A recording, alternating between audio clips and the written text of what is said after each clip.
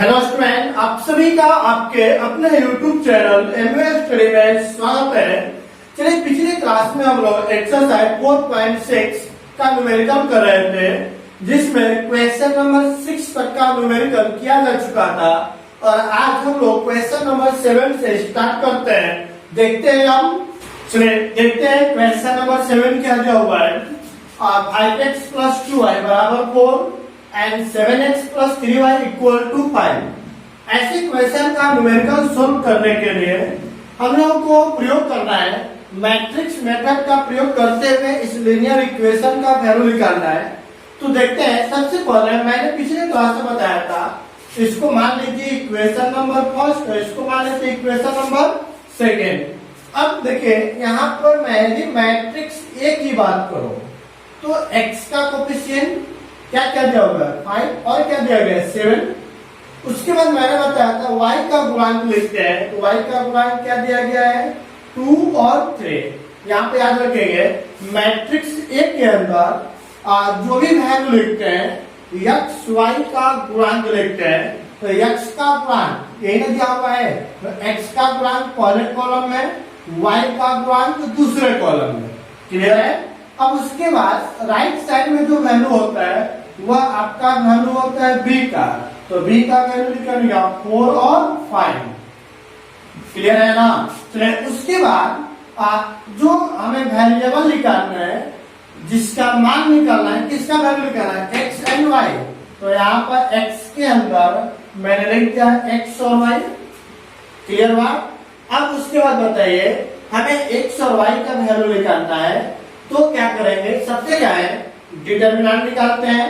तो डिटरमिनेंट निकालेगा तो क्या आएगा, determinant of a equal to बोलिए तो 5 7 2 3 ये ना।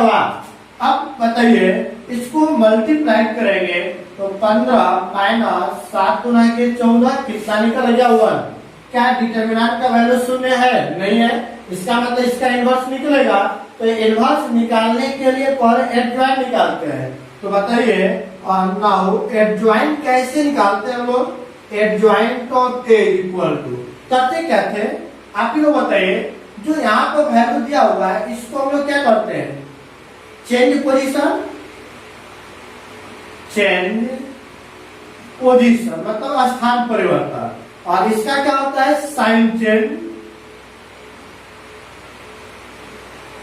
एक तो बोले इसका स्थान परिवर्तन करेगा, तो स्थान परिवर्तन करेगा तो क्या 5 के जगह पर 3 है, 3 के जगह पर 5 हो गया।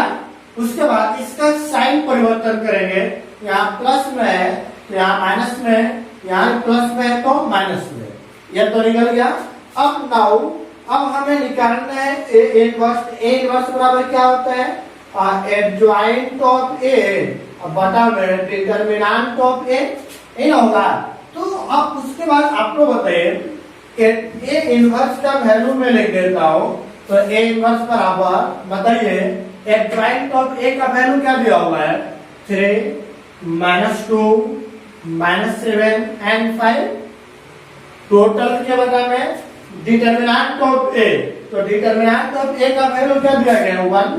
तो 1 से डिवाइड करेंगे तो उसके वैल्यू में किसी भी तरह का कोई परिवर्तन नहीं होगा। तो 3 -2 -7 एंड 5, और यहाँ निकालेंगे आपका किसका वैल्यू इनवर्स का। लेकिन हमें सिर्फ इनवर्स ही नहीं निकालना है, यहाँ तक मैंने पिछले क्लास में पढ़ा था। अब नाउ हमें आपको फाइनली निकालना है x और y का वैल्यू। तो लिखेंगे नाउ वी नो दैट,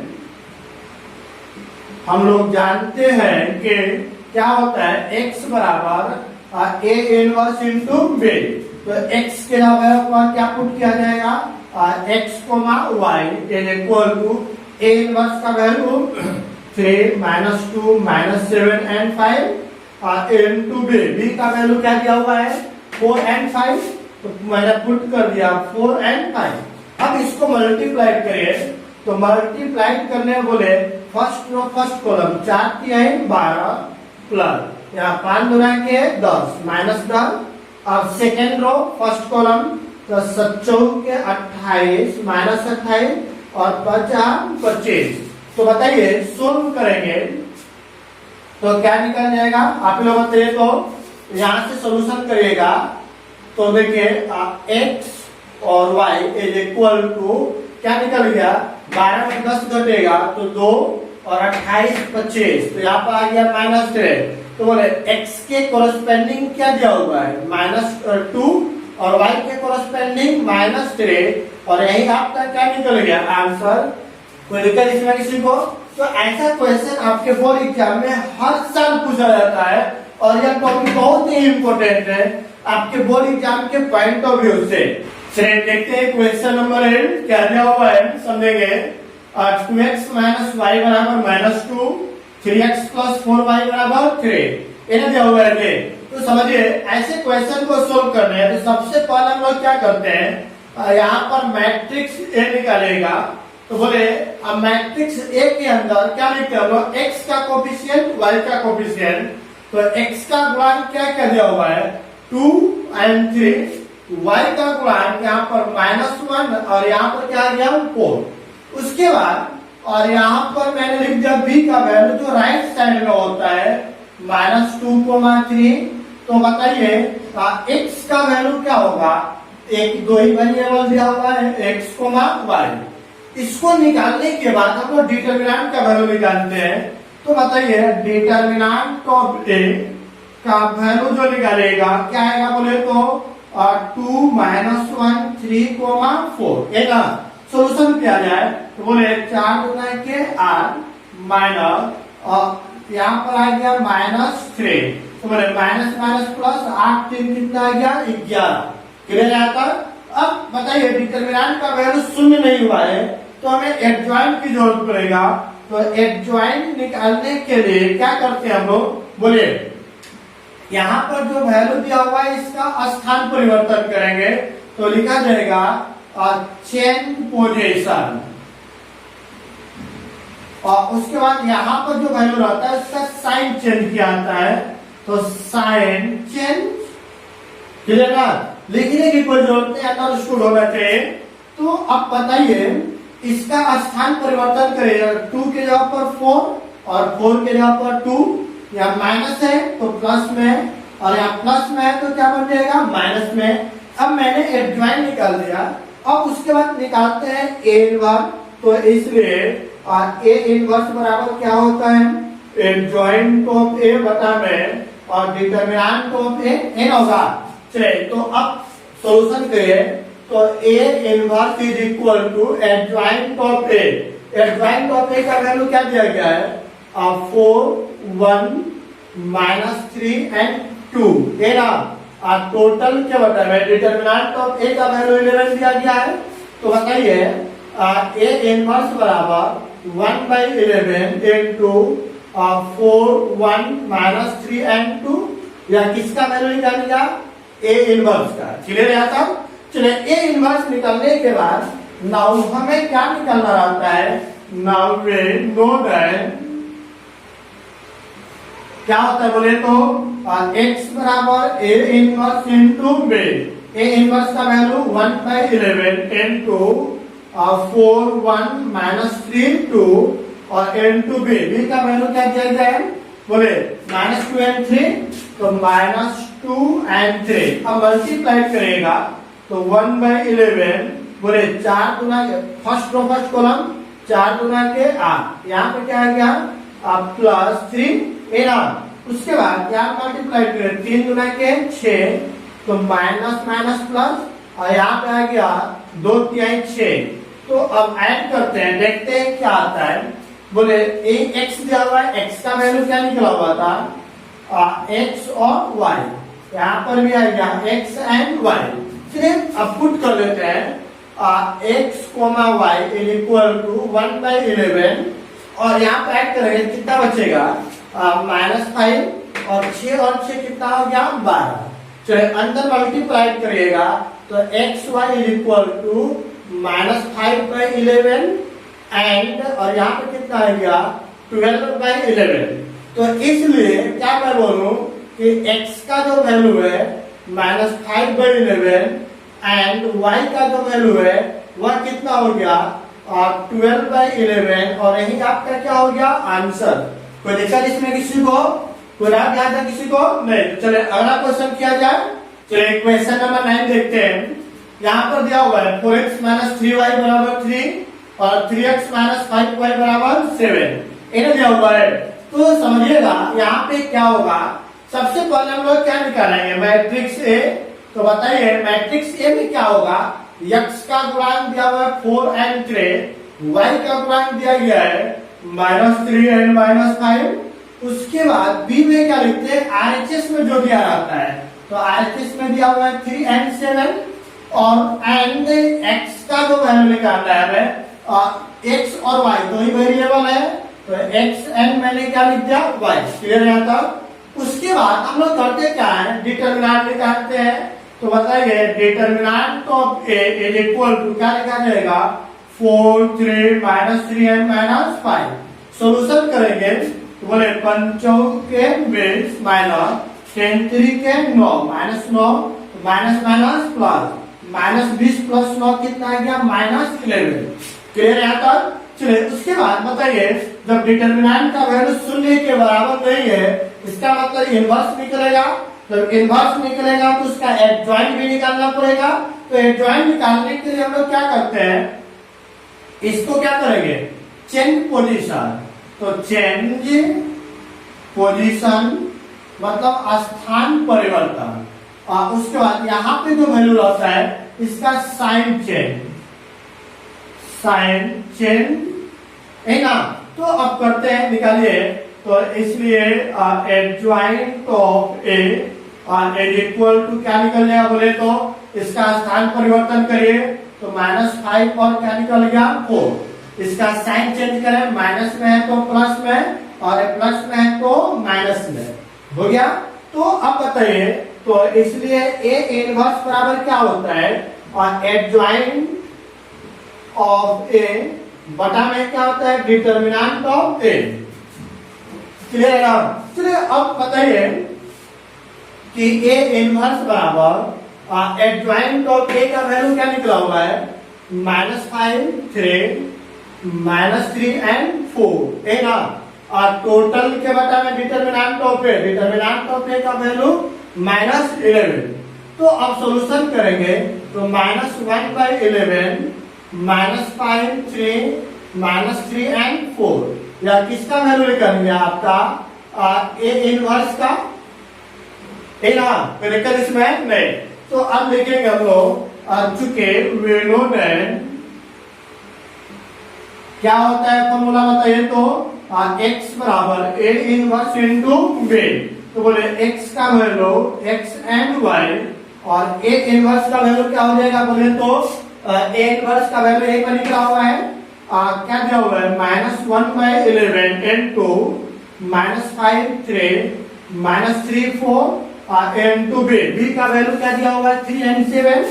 तो लिख दिया जाए 3 and 7। क्लियर है? अब सॉल्यूशन करेंगे तो -1/11 और फर्स्ट कॉलम 5 × 15 तो -15 7 के 21। अब सेकेंड रो फर्स्ट कॉलम 10 3 के 9 और 7 4 के 28 है ना। तो सॉल्यूशन करें, देखते हैं क्या आता है। x and y is equal to -1/11। बोले 21 में 15 घट गया तो कितना बच गया 7, और यहाँ 28 में 9 घट गया तो बच गया 19। अब अंदर मल्टीप्लाई करिएगा तो x, y बराबर -7/11 माइनस कितना 90/11। तो इसलिए x का जो वैल्यू आ गया -7/11 और y का जो वैल्यू आ गया -19/11, और यही आपका क्या हो गया आंसर। कोई दिक्कत इसमें किसी को नहीं। तो चलिए अब हम लोग अगला क्वेश्चन करते हैं, क्वेश्चन नंबर 10। चलिए देखते हैं क्वेश्चन नंबर 10 क्या दिया हुआ है। 5x + 2y बराबर 3x + 2y बराबर 5। इसको सोल्व करते हैं, देखते हैं क्या आता है। सबसे पहले तो बताइए हम लोग क्या लिखेंगे, मैट्रिक्स ए। तो मैट्रिक्स ए में क्या होगा, x का कोफिशिएंट क्या दिया गया है 5,3 सॉरी 5 3 हो गया। फिर y का कोफिशिएंट क्या आ जाएगा आपका 2 and 2, या किसका वैल्यू निकल गया मैट्रिक्स ए का और बी का वैल्यू होता है जो आरएचएस में दिया जाता है। तो आरएचएस में दिया गया है 3,5 एंड एक्स का वैल्यू क्या होता है जो वेरिएबल है, वेरिएबल क्या दिया हुआ है एक्स और वाई, तो एक्स एंड वाई। अब हमें सबसे पहले इसका डिटर्मिनेंट निकालते हैं।